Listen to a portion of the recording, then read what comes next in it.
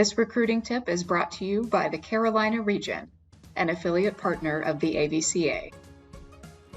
This week's recruiting tip features highlights from the 2020 AVCA and USAV region partners men's college recruiting panel. Join us live on May 11th, 2022 at 7 p.m. Eastern for this year's panel, featuring the latest advice from men's college volleyball coaches. Prospective men's student athletes, their parents, club and high school coaches are all invited to attend. Can't attend live on May 11th? All registrants will receive a link to the recording. Register today at avca.org/USAVmenspanel.html.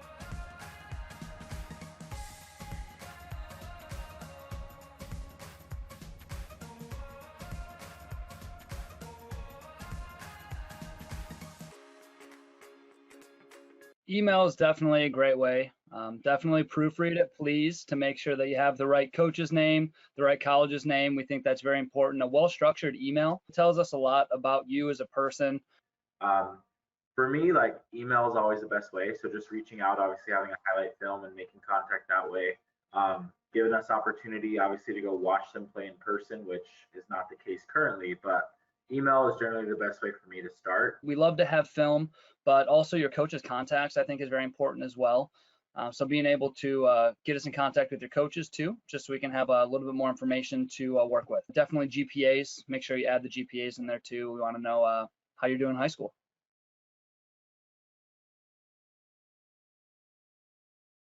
June 15th after your sophomore year is when we can start with phone calls, emails, etc. August 1st before your junior year is when you can start making official visits to Division I. You can make those official visits your junior year, but freshman, sophomore year, they got rid of all unofficial visits. So even if you come to my campus and you're a sophomore and you say, hey coach, can I stop by your office and say hello? I have to tell you no. As soon as you are enrolled your fall term freshman year of high school, we can have electronical communications with you. We can host you guys for unofficial visits. We cannot talk with you off campus at a recruiting event until you guys are a junior. Once you take your first class of junior year, that's when we can start talking to you off campus. But we can host you for one official visit after January 1st of your junior year. I mean, NAI, we don't have a lot of those rules and restrictions. I think it's because we're a lot of really small private institutions. So for us, like, you can come up and talk to us at any time. But yeah, parents are allowed to approach us, athletes are allowed to approach us as long as they're high school age. So we're looking for the student athletes that want to do the best that they can academically, and then that tends to correlate onto the court for us. Spend a lot of time getting to know the kid, the family, just a lot about them and who they are as a person to make sure that they're a good fit with our program. Obviously, we want, really good athletes, but more importantly, we want strong character students. Volleyball aside, we need to make sure that we're getting a good quality character guy first. If I'm walking through a gym and you can do something that I can't coach you to do, that's interesting for me. But if you're the best player on the team, what are you doing to make the other guys on the court better players? How do you interact with your teammates? I'm really trying to get to know that person behind the athlete.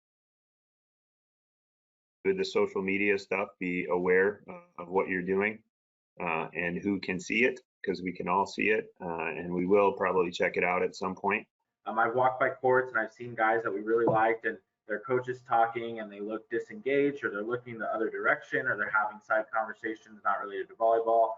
Those are kids that we're not interested in. We want someone that we know is going to come into our gym and fit into our culture and is also going to be a respectful young man.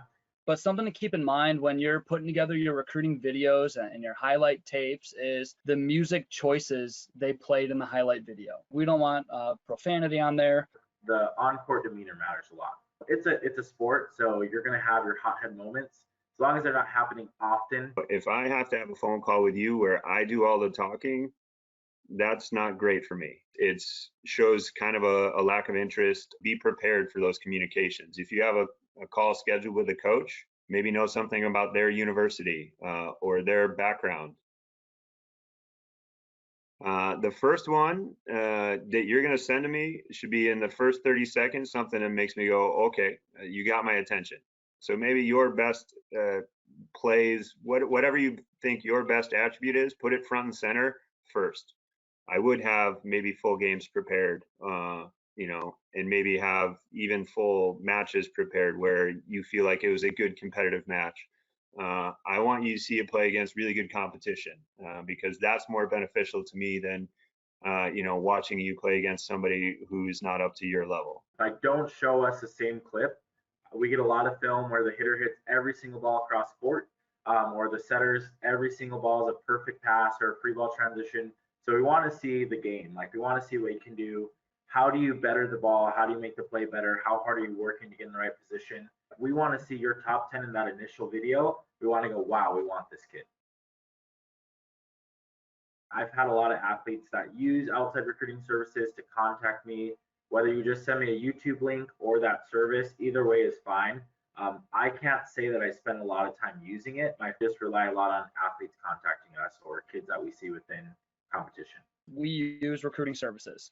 I think it's a good indicator, especially now too with COVID, where we're able to look through and see videos on guys. We can search by area. We can search, especially with NCSA, we can search by GPA requirements. So we can search by major. So we can really kind of fine tune using some of the recruiting services. So we do like using them.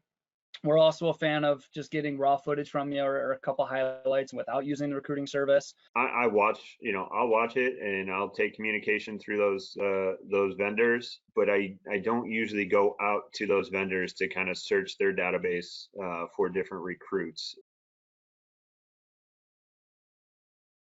We're all at 4.5 scholarships for the entire roster. So in any given year, you can expect teams to have, usually between like 75% to 1.5 scholarships available to recruit with. Now that can obviously vary depending on where your roster is weighted. Full scholarships are very rare, but you can combine your academic aid with your athletic aid. So sometimes those student athletes have some financial resources through the academic avenues.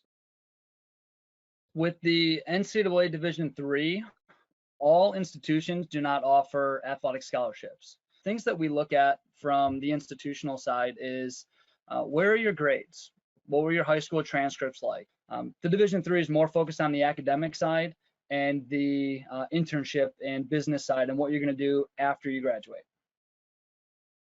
So every school is a little bit differently, and it just depends on how your system's set up. So I have a few guys with full ride scholarships. A lot of guys are paying around half tuition at our institution, but don't expect a full scholarship. I mean, it's incredibly rare. There's two things you can't teach: height and athleticism. So that's something that we definitely look at across every level that coaches volleyball is how tall are you? How athletic are you? But then there's a lot of the IQ factor. Height is not a big thing as long as you have that instinct and that nose for the ball. So you got to have a great serve, a good variety. You got to be able to help your team out from behind the end line. Controlling an attacker is important. Play defense like crazy. Dig everything that comes your way, and then you can, if coaches are comparing you to a 6'4", 6'5" guy who doesn't do all of those things, then you're more likely to come off well in that scenario.